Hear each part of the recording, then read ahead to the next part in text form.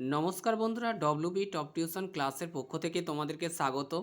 আজ আমরা class 7-এর model question paper 2 এর যে ভূগোলের কোশ্চেনগুলি আছে সেগুলির সমাধান করব।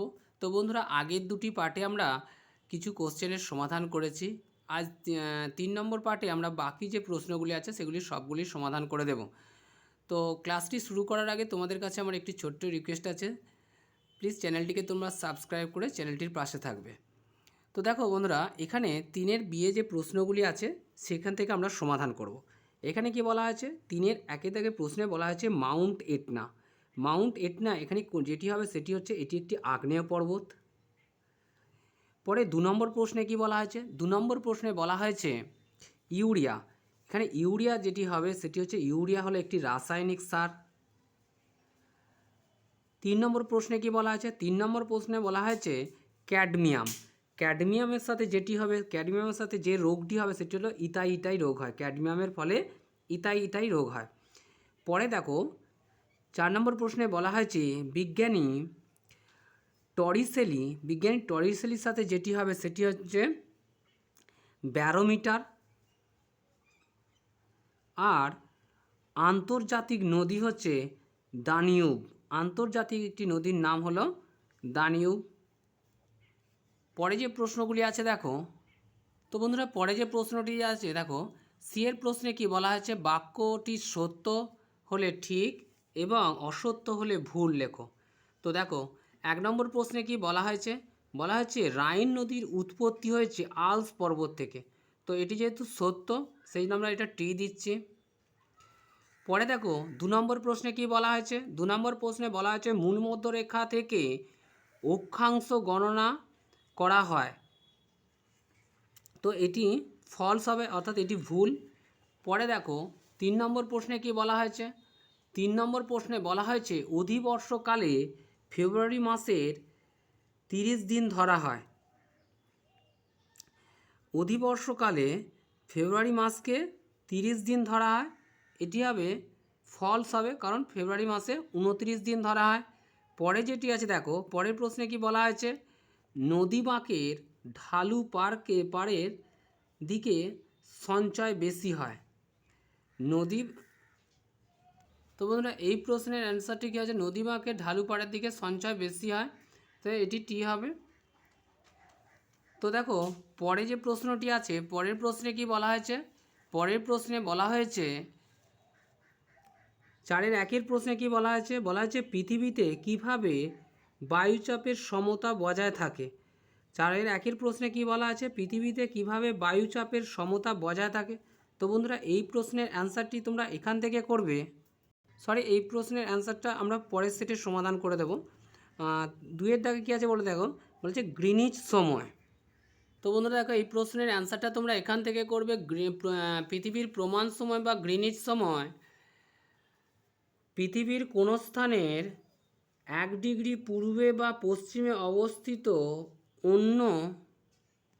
অন্য স্থানে প্রায় 4 মিনিটের সময়ের ব্যবধান ঘটে, ফলে কাজকর্মের অসুবিধা দেখা যায়।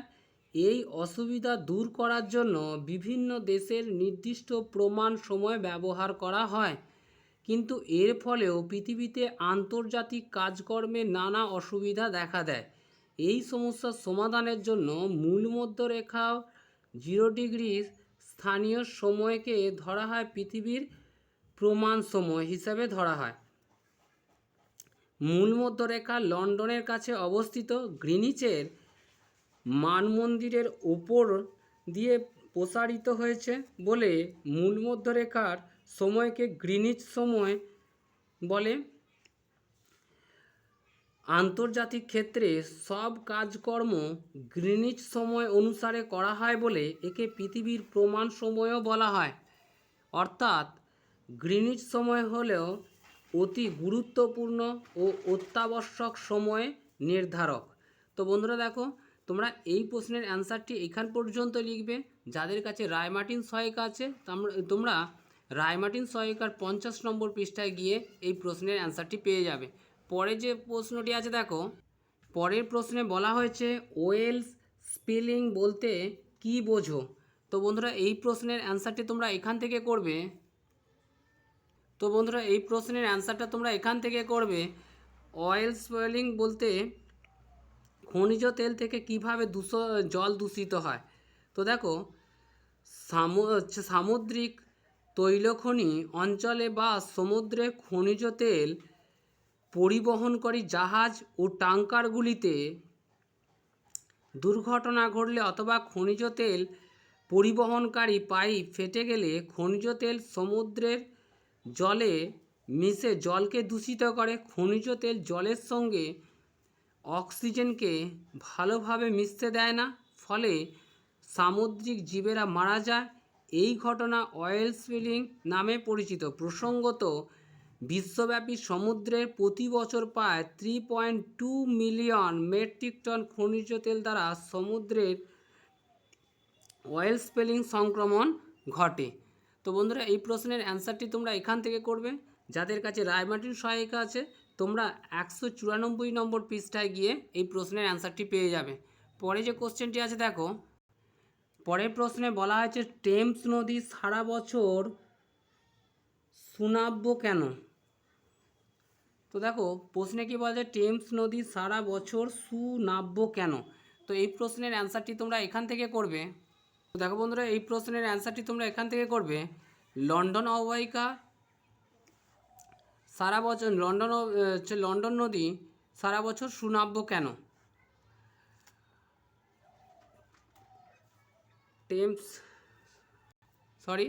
টেমস নদী সারা বছর সুনাব্য কেন। তো দেখো টেমস নদী সারা বছর সুনাব্য বা সুগভীর থাকে, তার কারণগুলি হলো কি।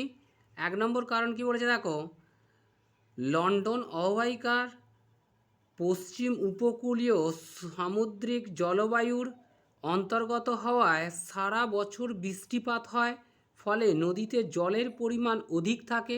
2 নম্বর পয়েন্টে কি বলা হয়েছে দেখো, বলা হয়েছে টেমস নদীতে জোয়ার ভাটা হয়, ভাটার টানে নদীবাহিত বিভিন্ন পদার্থ গভীর সমুদ্রে চলে যায়। 3 টেমস নদী প্রায় সরল প্রকৃতির, আঁকাবাঁকা নয়, সেজন্য নদীবক্ষে বালুচর সৃষ্টি হয়নি। এসব কারণে টেমস নদী সারা বছর সুনাব্য ও সুগভীর থাকে। তো বন্ধুরা এই প্রশ্নের অ্যান্সারটি তোমরা এই পর্যন্তই করবে। যাদের কাছে রায়মার্টিন সহায়িকা আছে তোমরা 350 নম্বর পৃষ্ঠায় গিয়ে এই প্রশ্নের অ্যান্সারটি পেয়ে যাবে। পরে যে কোশ্চেনটি আছে দেখো, তো দেখো পরে তোমাদের আগের সেটে আমরা 6-এর 3-এর দাগের প্রশ্নটি তোমাদের সমাধান করে দেওয়া হয়নি। আমরা 6-এর 3-এর দাগের প্রশ্নটি এখানে সমাধান করে দিচ্ছি। কি বলা হয়েছে দেখো, বলা হয়েছে বায়ুচাপ বলয় ও বায়ুচাপ কক্ষ সম্পর্কে আলোচনা করো। তো এই প্রশ্নের অ্যান্সারটি তোমরা এখান থেকে লিখবে। তো দেখো বন্ধুরা এই প্রশ্নের অ্যান্সারটি তোমরা এখান থেকে লিখবে। বায়ুচাপ বলয় ও বায়ুচাপ কক্ষ সম্পর্কে আলোচনা করো। বায়ুচাপ বলয় পৃথিবীতে কয়েকটি নির্দিষ্ট অঞ্চলে বায়ুতে প্রায় সারা বছরই স্থায়ী উচ্চচাপ ও নিম্নচাপ বলয়াকারে অবস্থান করতে দেখা যায়। পৃথিবীর এই উচ্চচাপ ও নিম্নচাপযুক্ত বলয় অঞ্চল বায়ুচাপ বলয় নামে পরিচিত। সৃষ্টি, গোলাকার পৃথিবীর বিভিন্ন স্থানে আবর্তন গতির তারতম্য এবং লম্ব ও তির্যক সূর্যরশ্মি চাপ বলয় সৃষ্টিতে সাহায্য করেছে। অবস্থান, পৃথিবীতে বায়ুচাপ বলয়গুলি বিভিন্ন অক্ষাংশে পূর্ব ও পশ্চিমে বিস্তৃত।